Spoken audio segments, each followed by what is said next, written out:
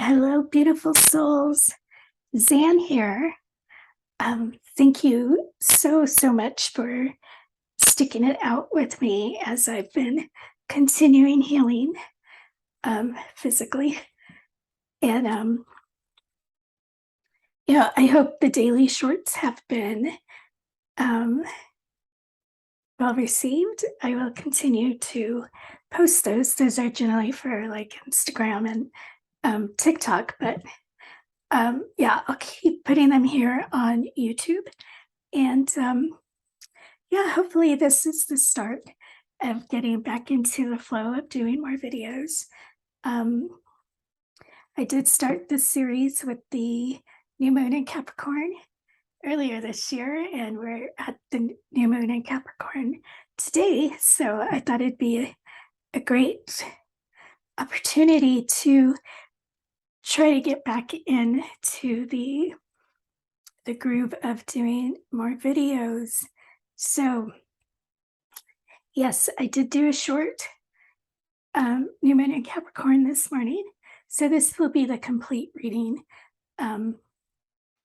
that I had done before I got ill. So in the wax, it's quite interesting because it is a group of trees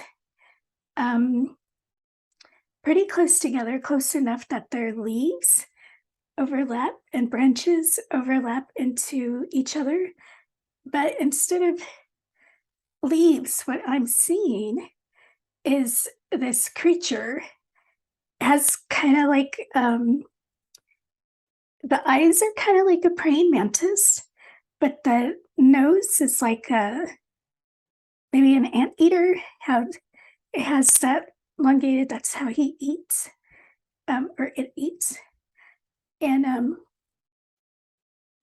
what I'm feeling is a call to connect with the creatures of the forest or in nature. These other elementals that we're not aware of. I mean, I've never seen this type of creature. It has wings, but like a humpback. It's very weird, but it does feel very magical. So the more we ascend and the more we open ourselves to the universe and other dimensions and other things that are of this whole existence, the more these unknown creatures will start to come forward and start to connect, and we will see them more. So this one is particular to trees that their branches overlap.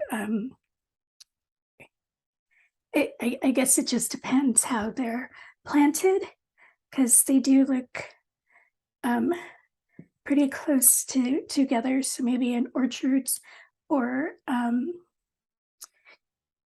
forests, of course. So yeah, just something to look out for these magnificent creatures.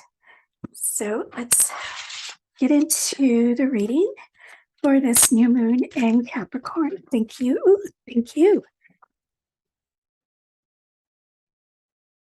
So I'll start with the pop out, which is creation, because manifestation has been coming out quite a bit. And there was a warning from my beautiful mentor yesterday saying not to work on manifestations on the new moon because the moon is dark. This is a day for clearing and start working on them the following day when we have at least a little sliver of moonlight, is when you want to start working on the manifestations. But it is a reminder for us as well that we are creators. We create our universe, we co-create with source. So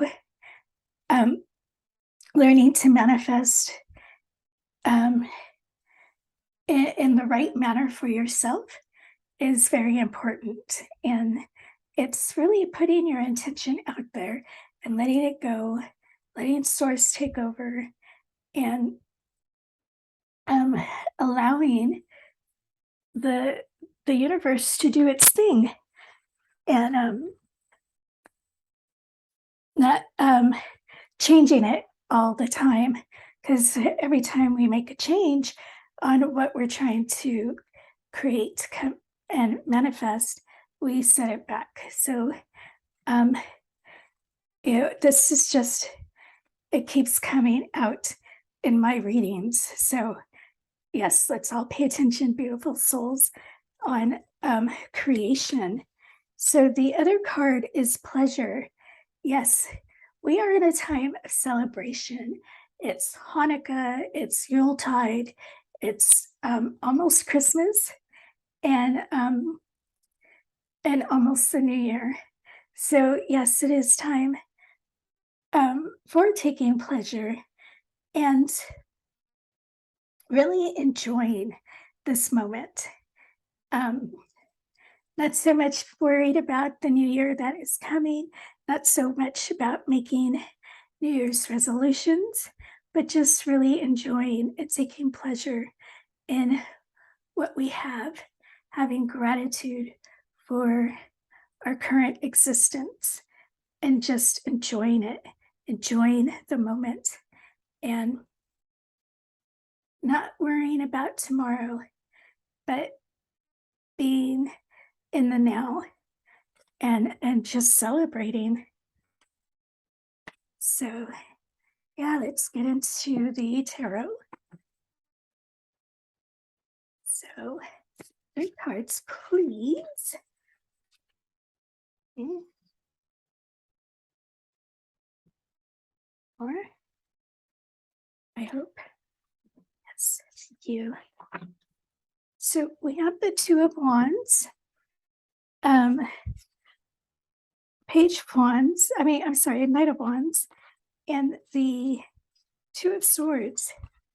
So yeah, it is at that moment of choosing, which way are we going to go? Are we going to be so obsessed with the future, or are we going to um, really just stick in the now and focus on our manifestations, but keeping them precise, really knowing what it is we want? Or is it that back and forth? Well, I want this, but mm, maybe I want to add that onto it.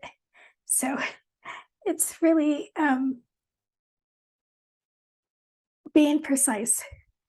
And you know, okay, this what they're telling me right now is that the universe is kind of getting upset with how we can't make up our minds.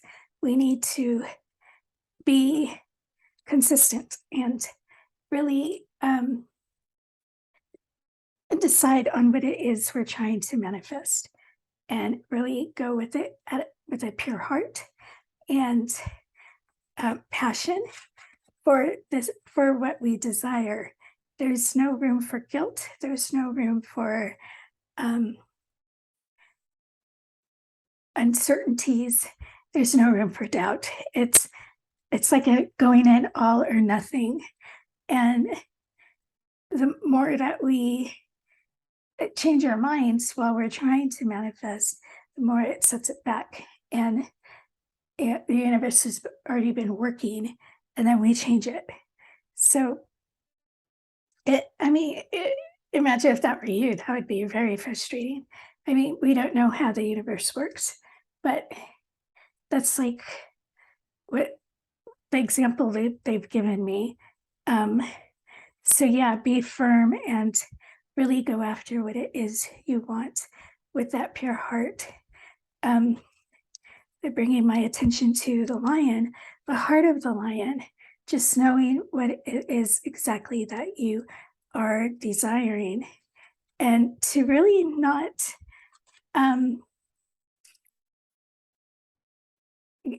just drop it.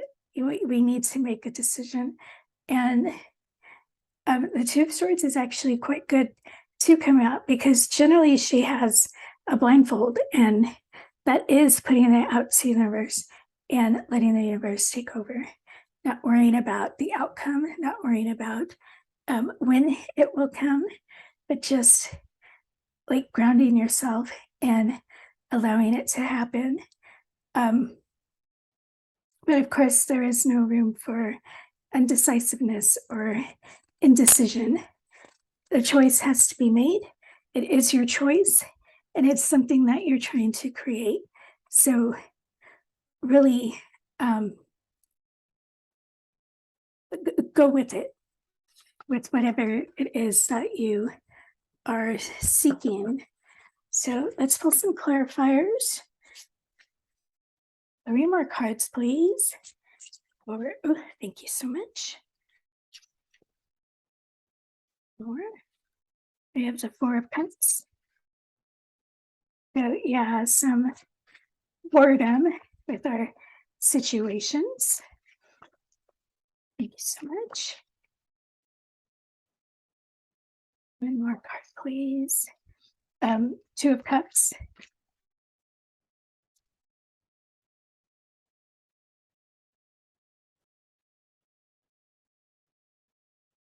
And thank you.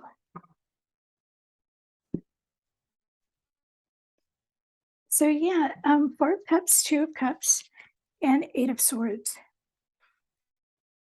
So with the 2 of Cups, that is really connecting to our higher selves and connecting with Source. Um, as we're creating, it's best to really have that full connection with ourselves to know exactly what it is we want and what it is we don't want. And it takes out all the uncertainty, all the doubt, and it really helps that connection to Source be more solidified. And um, Source actually knowing what it is that you want. But if you're not seeing your manifestations come to light, it's time for a re-examination, not only of your intentions for what you're trying to manifest, but also to see if it has already been given to you. Because often we're given our desires, but we don't realize that we have received. And a lot of that has to do with how we're expecting it to come.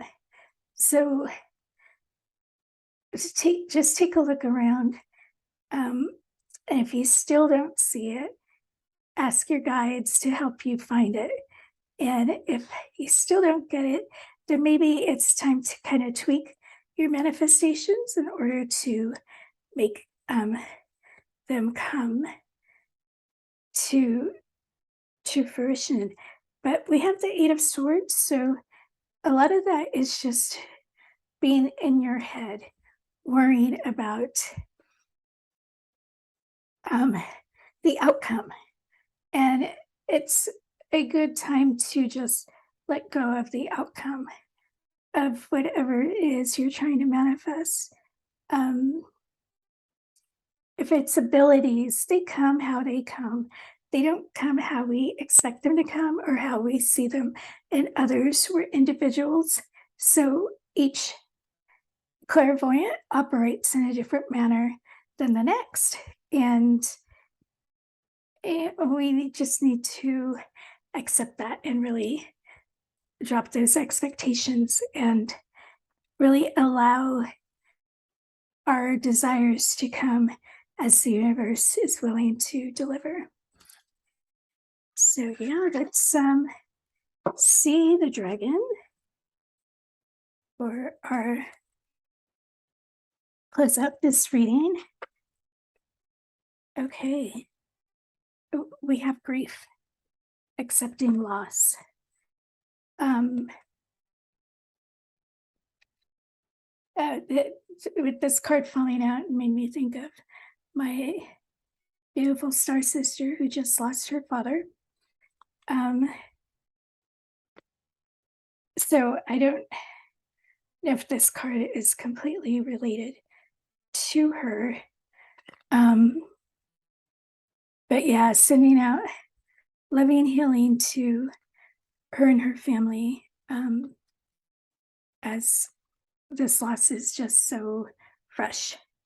But in terms of the reading, when we let go of expectations, when we let go of how we've been taught to manifest or how we've been taught um,